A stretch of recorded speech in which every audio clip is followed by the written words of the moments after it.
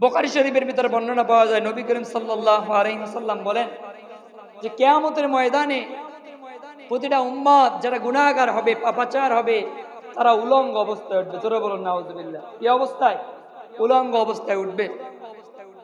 উলঙ্গ অবস্থায় ওঠার পরে এই হাদিস বর্ণনা করতেছেন হযরত আয়েশা সিদ্দিকা রাদিয়াল্লাহু তাআলার সামনে বসে। হযরত আয়েশা প্রশ্ন করলেন, ইয়া রাসূলুল্লাহ, ইয়া হাবিবাল্লাহ, যখন ওই উম্মত, ওই পাপাচার বান্দাগুলো উলঙ্গ অবস্থায় উঠবে, তখন কি তাদের শরম করবে না, লজ্জা থাকবে না? যখন এই হাদিস বর্ণনা করতেছেন, নবী করিম সাল্লাল্লাহু আলাইহি সাল্লাম জবাবে বললেন, হে আয়েশা শোনো, যে সকল উম্মত কাল হাসরের ময়দানে, কিয়ামতের ময়দানে উঠবে, তাদের নিজেদের কর্মের হিসাব দিতে দিতে ব্যস্ত থাকবে। তারা আর নিজেদের ওই শরীরের পরনে কি আছে ওই দিকে তাকাবে না। ওই দিকে কি তাকাবে না? দুনিয়ার ভিতরে বাস্তবতা কিরকম, যেমন যুদ্ধ লাগছে, ধরেন 1971 সালে যুদ্ধ লাগার পরে অনেক সময় আক্রমণ হচ্ছে, আক্রমণ চলতেছে, এই অবস্থায় মানুষ দৌড়ে আসতেছে, বাড়িতে এসে দেখে কি পা কেটে গিয়েছে। কি দেখতেছে? পা কেটে গিয়েছে। তখন চিন্তা করতেছেন, আমি তো দৌড়াইলাম ভালো জায়গা দিয়ে, আমার পাটা কিভাবে কাটলো? কি বলতেছেন? আমার পাটা কিভাবে কাটলো, আমি তো টেরই পাইলাম না। তখনই মনে মনে বলতেছে, আরে আমি তো আমার প্রাণ বাঁচানোর জন্য আপ্রাণ চেষ্টা করেছি, সুতরাং পা কোথায় কাটছে সেদিকে তাকাইয়া লাভ কি, জীবন বাঁচাই এলে আগে। এরকম পরিস্থিতি। এরকম পরিস্থিতি হাসরের ময়দানে, কিয়ামতের ময়দানের পরিস্থিতিটাও এরকম হবে যে নিজের বাঁচা নিজে বাঁচবে। কিসের পরনে কি আছে না না আছে, কোন দিকে তাকাবে, কিসে কি হয়েছে, ওই দিকে তাকানোর টাইম নাই। নিজের আমলের হিসাব দিতে দিতে মানুষ ব্যস্ত থাকবে। সম্মানিত হাজিরিন, হাদিস সাক্ষী দেয়, আউয়ালু মা ইউহাসাবু বিহিল আবদু ইয়াউমাল কিয়ামা, কাল কিয়ামতের ময়দানে সর্বপ্রথম নামাজের হিসাব হবে। কিসের হিসাব হবে? নামাজের হিসাব হবে। দুনিয়ার মানুষের কাছ থেকে নামাজের হিসাব নেন, দিতে পারবে না। বাবা সন্তানের কাছে নামাজের হিসাব নেন, দিতে পারবে না। স্বামী স্ত্রীর কাছ থেকে নামাজের হিসাব নেন, দিতে পারবে না। বাবা মা সন্তানের কাছ থেকে নিবে, দিতে পারবে না। বড় ভাই ছোট ভাইয়ের কাছ থেকে নামাজের হিসাব নিবে, দিতে পারবে না। কোশ্চিন কালেও দিতে পারবে না। যদি নামাজের হিসাব নিয়ে আপনার আমার সমাজের ভিতরে, ঘরের ভিতরে প্রথা চালু থাকতো যে শাস্তি পেতে হবে, এক তো নামাজ না পড়লে সন্তান তোমাকে এই শাস্তি পেতে হবে, এই প্রথা যদি আপনি আমি চালু করতে পারতাম, তাহলে অবশ্যই আপনার আমার সন্তান, ছেলে মেয়ে, স্ত্রী সবাই নামাজি হয়ে যেত। জোরে বলেন কথা ঠিক কিনা? কিন্তু আপনার আমার মাঝে এই চালু নাই। আপনার আমার ঘর তো দূরের কথা, আপনার আমার নিজের মাঝেও এই নামাজের। সম্মানিত হাজিরিন, আল্লাহ রাব্বুল আলামিন আপনাকে আমাকে এই দুনিয়াতে পাঠিয়েছেন, একমাত্র উদ্দেশ্য হলো খলাকতুল জিন্না ওয়াল ইনস ইল্লা লিয়াবুদুন। জিন এবং ইনসান, এই দুইটা জাতিকে আল্লাহ রাব্বুল আলামিন একটা উদ্দেশ্য পাঠিয়েছেন। সেই উদ্দেশ্যটা হলো আল্লাহ রাব্বুল আলামিনের গোলামি করা, আল্লাহ রাব্বুল আলামিনের ইবাদত করা। জোরে বলুন সুবহানাল্লাহ। কোন উদ্দেশ্যে পাঠানো হয়েছে? যে আল্লাহ রাব্বুল আলামিনের দাসত্ব করা, গোলামি করা, ইবাদত করা। আল্লাহ রাব্বুল আলামিন আপনাকে আমাকে এই উদ্দেশ্যে দুনিয়াতে পাঠিয়েছেন। জীবন দশায় আপনার আমার দ্বারা আল্লাহ রাব্বুল আলামিনের উদ্দেশ্যটা কতটুকু সাকসেসফুল হয়, কতটুকু পরিপূর্ণ হয়, সেটা আপনি আমি ভালো জানি। কথা ঠিক কিনা? আপনার আমার দৈনিক 5 ওয়াক্ত নামাজ রয়েছে। নামাজ কয়েক? দৈনিক 5 ওয়াক্ত নামাজ রয়েছে। আপনি আমি দৈনিক 5 ওয়াক্ত নামাজ সঠিকভাবে আদায় করতে পারি কিনা, সেটা আপনি আমি ভালো জানি। কথা ঠিক কিনা? সুতরাং আল্লাহ রাব্বুল আলামিন আপনাকে আমাকে ইবাদতের উদ্দেশ্যে পাঠিয়েছেন। এটা যেমনি ভাবে কিতাবে রয়েছে, তেমনি ভাবে আপনি আমি জানি এবং বিশ্বাস করি। হয়তোবা বিশ্বাস এবং জানার পরে আল্লাহ রাব্বুল আলামিনের দাসত্বে, ইবাদত, বন্দেগী আপনি আমি সঠিকভাবে পালন করতে পারি না। কথা ঠিক কিনা? সুতরাং আল্লাহ রাব্বুল আলামিন আপনাকে আমাকে যেই উদ্দেশ্যে আল্লাহ রাব্বুল আলামিন সৃষ্টি করেছেন, সেই উদ্দেশ্য হাসিলেন নাই আপনাকে আমাকে এই দুনিয়ায় আল্লাহ রাব্বুল আলামিনের ইবাদত, আল্লাহ রাব্বুল আলামিনের বন্দেগী করতে হবে। কথা ঠিক কিনা? আল্লাহ রাব্বুল আলামিন ঘোষণা করে দিয়েছেন যে, হে বান্দা, এই দুনিয়াতে তোমাকে আমি পাঠিয়েছি আমার গোলামি করার জন্য। সুতরাং যদি তোমরা গোলামি না করো, তাহলে গোলামি না করার কারণে আপনাকে আমাকে শাস্তির সম্মুখীন হতে হবে। জোরে বলুন নাউজুবিল্লাহ। কিসের সম্মুখীন হতে হবে? শাস্তির সম্মুখীন হতে হবে। আজকে আপনার বাড়িতে একটা কাজের লোক রাখলেন, ওই কাজের লোক রাখার পরে সঠিকভাবে কাজের লোকটা কাজ করলো না, 2 দিন পরে 3 দিন পরে ওই কাজের লোককে আপনি আপনার বাড়ি থেকে বের করে দেবেন কিনা? কথা বলেন না কেন? ওই কাজের লোক আপনি আপনার বাড়িতে রাখবেন না, কিন্তু আল্লাহ রাব্বুল আলামিন আপনাকে আমাকে এই দুনিয়াতে ছেড়ে দিয়েছেন। দুনিয়াতে কি ছেড়ে দিয়েছেন? আপনি আমি এই ছেড়ে দেওয়ার দুনিয়াতে আসি, ততপর আল্লাহ রাব্বুল আলামিন এটাও বলেছেন এই দুনিয়াটা হলো আপনার আমার জন্য খেলতামাশা। কি তামাশা? খেলতামাশা। ফুটবল খেলে না বাচ্চারা? ফুটবল যখন খেলে, ফুটবলে যতক্ষণ পর্যন্ত পাম্প থাকে ততক্ষণ পর্যন্ত বাচ্চা পোলাপান বড় হোক যারাই ফুটবল খেলে না কেন, তারা ওই ফুটবলে যখন লাথি মারে, ওই ফুটবলে লাথি মারার পরে মজা পায়। যখন পাম্পটা কমে যায়, হাওয়াটা শেষ হয়ে যায়, ওই ফুটবলকে ছুঁড়ে দেয়, ছুঁড়ে ফেলে দেয় বা ফেটে যায়, ওই ফুটবল আর কোনো কাজে লাগে না। কথা ঠিক কিনা? তা আপনার আমার এই দুনিয়াটা হলো খেলতামাশা। যতক্ষণ পর্যন্ত আপনার আমার মাঝে শ্বাস নামক জিনিসটা আছে, ততক্ষণ পর্যন্ত আপনার আমার পাওয়ার আছে, শক্তি আছে। যখনই আপনার আমার কাছ থেকে এই শ্বাসটা আল্লাহ রাব্বুল আলামিন কেড়ে নিবে, আল্লাহ রাব্বুল আলামিন হাওয়া নামক জিনিসটা যতক্ষণ পর্যন্ত আপনার আমার কাছ থেকে কেড়ে নেবে, যতক্ষণে আপনার আমার কাছ থেকে কেড়ে নিবে, তখন আপনার আমার কোনো মূল্য থাকবে না। কথা রেখে না, আপনার আমার নিথর দেহ পড়ে থাকবে। সুতরাং আল্লাহ রাব্বুল আলামিন বলেছেন যে জীবন দশায় একমাত্র আমার গোলামি করো, যদি গোলামি না করো তাহলে তোমার জন্য রয়েছে ভয়াবহ এক শাস্তি। জোরে বলেন নাউজুবিল্লাহ। ভয়াবহ শাস্তিটা কি? আল্লাহ রাব্বুল আলামিন আপনাকে আমাকে এই দুনিয়াতে যে উদ্দেশ্য নিয়ে পাঠিয়েছেন, এই উদ্দেশ্য যদি হাসিল না হয়, আপনাকে আমাকে ভয় ভীতির জন্য শাস্তির সম্মুখীন করবে। কথা রেখে না, এই শাস্তিটা হলো কি? আপনাকে আপনার আমার জন্য জাহান্নাম। কি অবধারিত? জাহান্নাম অবধারিত। সম্মানিত হাজিরিন, আল্লাহ রাব্বুল আলামিন আপনাকে আমাকে এই সমস্ত কিছু বোঝার মতো তৌফিক দান করুন। সকলে বলুন আল্লাহুম্মা আমিন। সুতরাং আজকে আমি আলোচ্য বিষয় নিয়েছি কিয়ামতের অবস্থা। কিসের অবস্থা?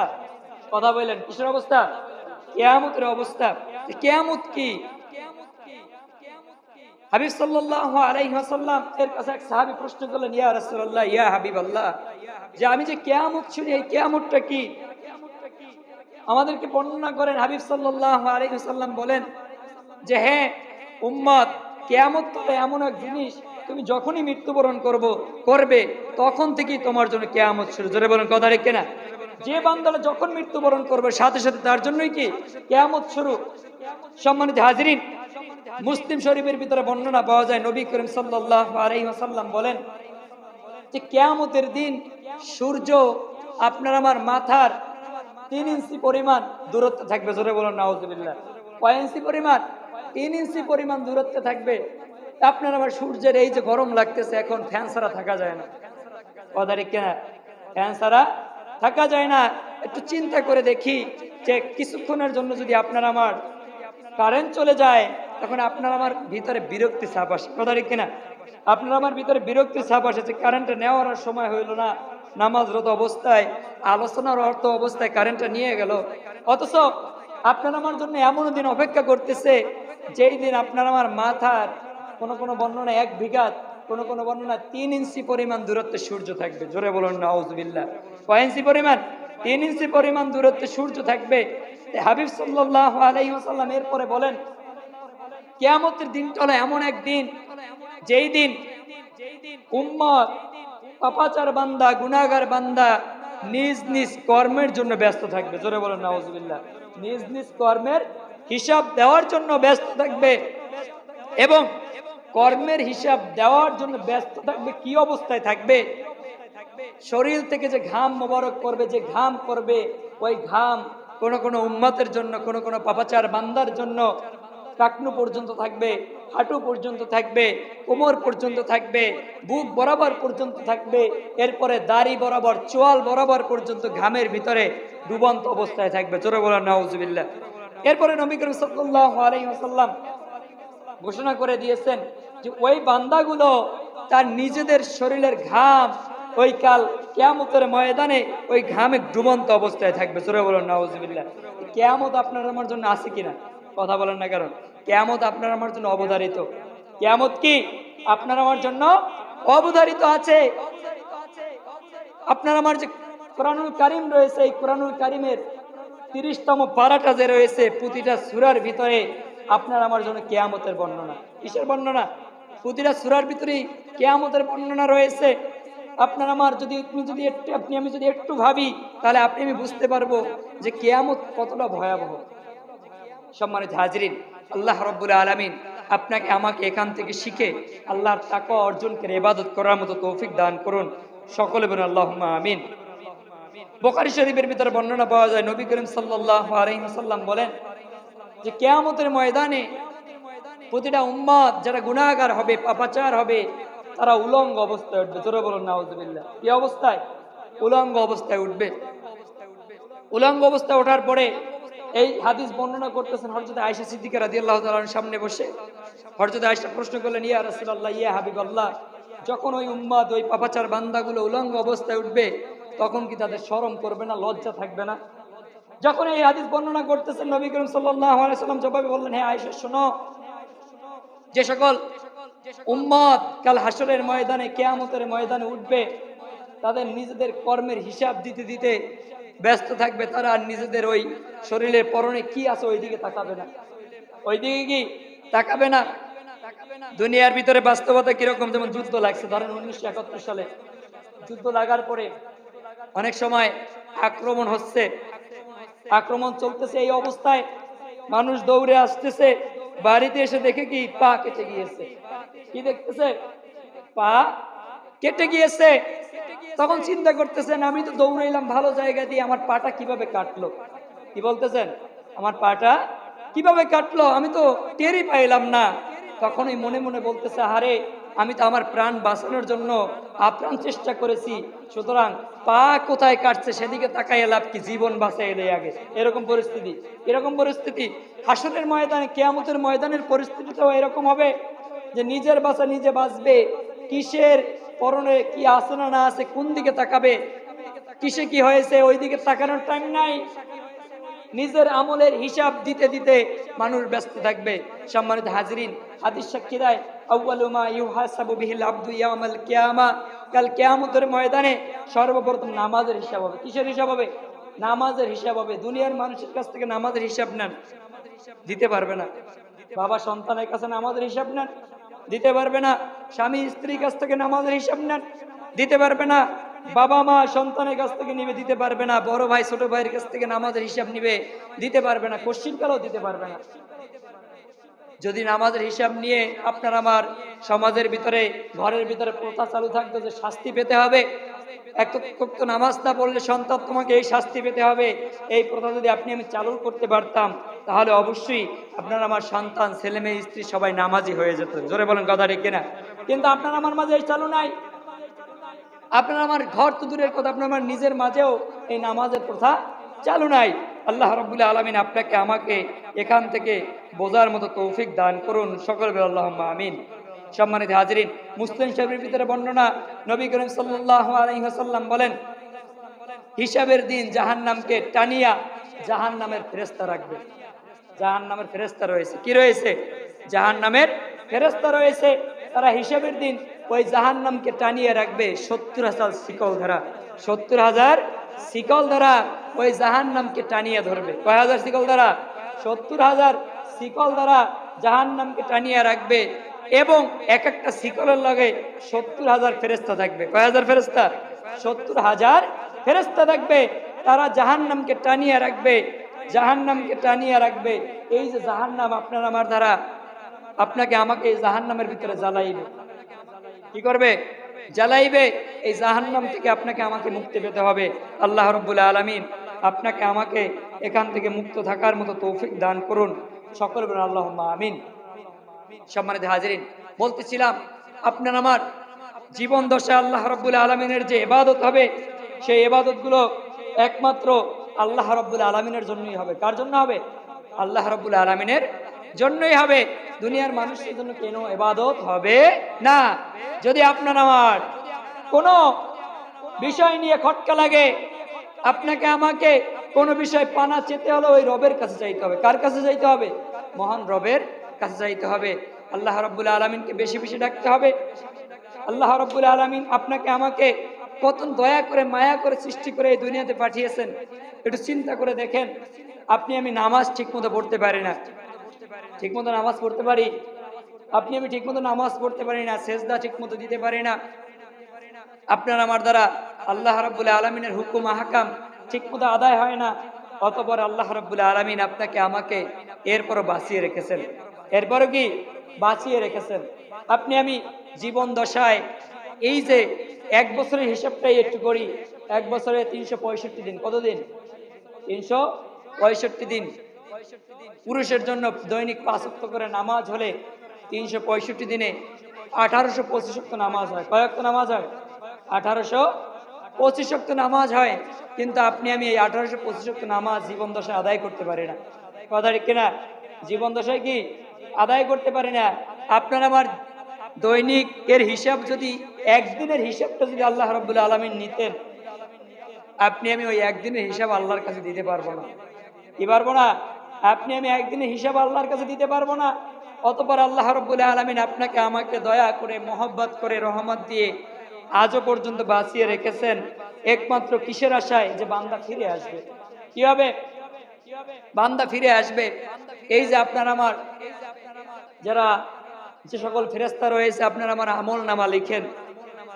গুনাহ করার সাথে সাথে আপনার আমার আমল নামাটা লেখা হয় না, সবের কাজ করার সাথে সাথে আপনার আমার আমল নামাটা লেখা হয়। গুনাহ করেন, ফজরের নামাজ আদায় করেন নাই, তখন আল্লাহ রাব্বুল আলামিনের ফেরেশতারা যারা বদ আমল লেখে তারা লিখতে যায়, তখন মহান রব হুকুম করে ওই যে নেক আমল যে লেখে তাকে বলে যে পড়ে লেখো, হয়তোবা বান্দা ফিরে আসতে পারে, হয়তোবা বান্দা কি ফিরে আসতে পারে। এরপরে কিরকম ফিরে আসবে? হয়তো বান্দা জোহরে ফিরে আসবে, জোহরে না আসলে আসরে ফিরে আসবে, আসরে না আসলে মাগরিবে ফিরে আসবে, মাগরিবে ফিরে না আসলে এশায় ফিরে আসবে। এরপরে যদি ফিরে না আসে, তারপরে সারা দিনের বটটা ওই জায়গায় লেখা হয়। কিন্তু আল্লাহ রাব্বুল আলামিন আপনাকে আমাকে আজও পর্যন্ত দয়া করে মায়া করে মহব্বত করে বাঁচিয়ে রেখেছেন। আল্লাহ রাব্বুল আলামিনের একমাত্র ফিরে আসার আশায় যে বান্দা বুঝি এই ফিরে আসবে আমার কাছে, বান্দা বুঝি আমার কাছে তওবা করে ক্ষমা চাইবে, বান্দা বুঝি আমার কুদরতি পায়ে সেজদা দেবে, বান্দা বুঝি আমার অন্তরকে ঠান্ডা করবে, শীতল করবে, এই আশা নিয়ে আল্লাহ রাব্বুল আলামিন আপনাকে আমাকে বাঁচিয়ে রাখে। কিন্তু আপনি আমি এমন বান্দা হয়েছি, বিপদে ডিপ্রেশনে পড়লে হঠাৎ করে বলে উঠি, আল্লাহ পাক আমাকে নিয়ে যায় না কেন?